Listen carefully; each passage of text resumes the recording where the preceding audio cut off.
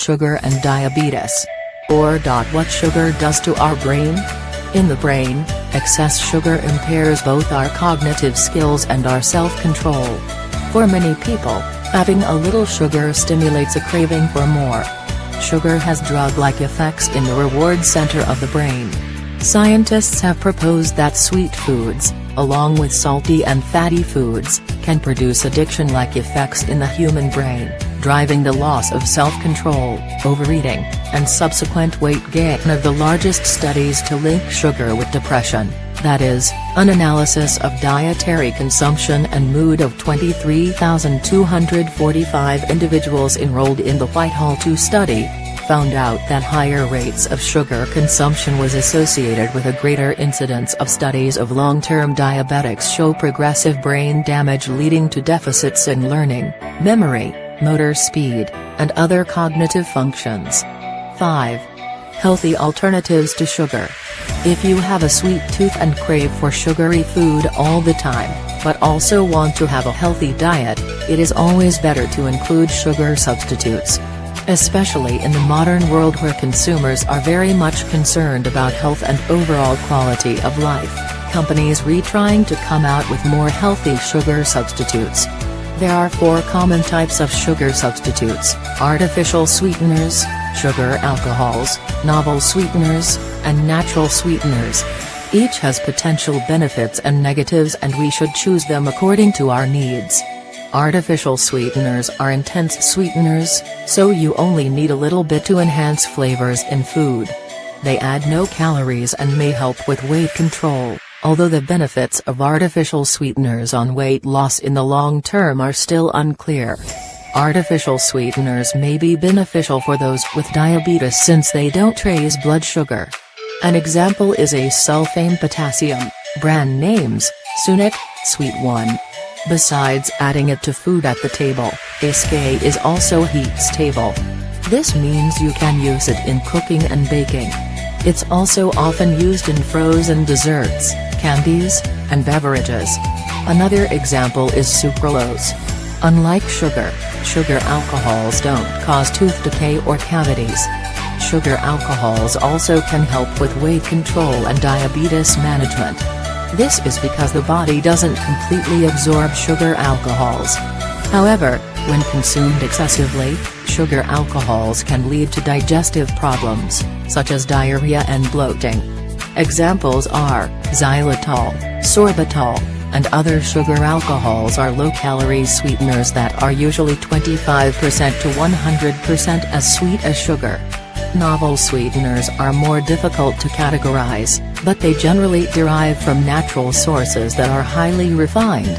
Stevia is one of the most researched novel sweeteners.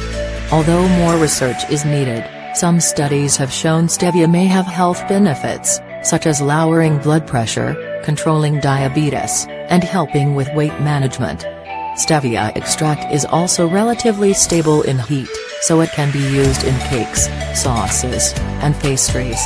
Other examples are monk fruit extract. You may like the taste of natural sweeteners better than that of table sugar. But it's important to know that even natural sweeteners often undergo processing and refining. They also tend to be high in calories. As with table sugar, natural sweeteners can cause health problems, such as tooth decay, weight gain, and poor nutrition, when consumed excessively. Moderation is key. Example, agave nectar. Agave nectar provides more nutrients than regular sugar but fewer than honey. It's very flavorful, so you may not need to use as much. However, it's high in calories and contains a lot of fructose. Other examples are coconut sugar, maple syrup, honey, date paste, and many more. 6. Prevention of diabetics. Here are 10 ways by which you can reduce your risk of type 2 diabetes. 1. Check your risk of diabetes.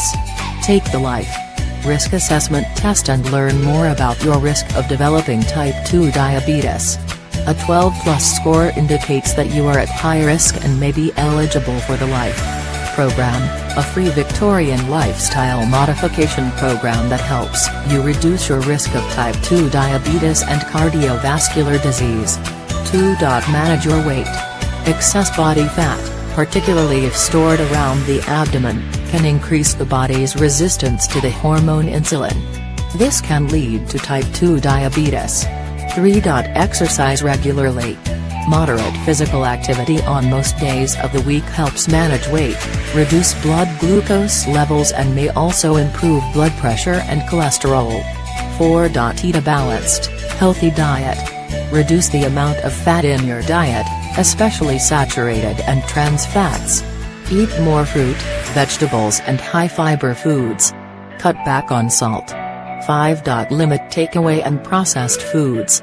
Convenience meals are usually high in salt, fat and kilojoules. It's best to cook for yourself using fresh ingredients whenever possible. 6. Limit your alcohol intake. Too much alcohol can lead to weight gain and may increase your blood pressure and triglyceride levels. Men should have no more than 2 standard drinks a day and women should have no more than 1. 7. Quit smoking. Smokers are twice as likely to develop diabetes as non-smokers. 8. Control your blood pressure. Most people can do this with regular exercise, a balanced diet and by keeping a healthy weight. In some cases, you might need medication prescribed by your doctor. 9. Reduce your risk of cardiovascular disease. Diabetes and cardiovascular disease have many risk factors in common, including obesity and physical inactivity. 10. See your doctor for regular checkups.